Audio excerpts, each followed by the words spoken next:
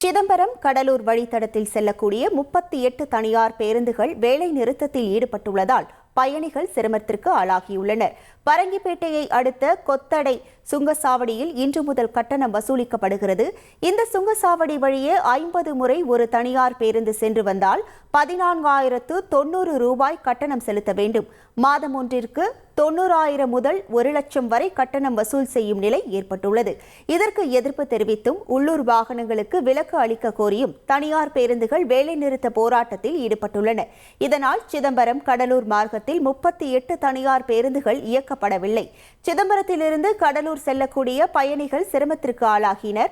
மேலும் கொத்தட்டை சுங்கசாவடியை முற்றுகையிட்டு போராட்டம் நடத்தவும் தனியார் பேருந்து உரிமையாளர்கள் முடிவு செய்துள்ளனர். செய்திகளை உடனுக்குடன் தெரிந்து கொள்ள உடனே சப்ஸ்கிரைப் பண்ணுங்க.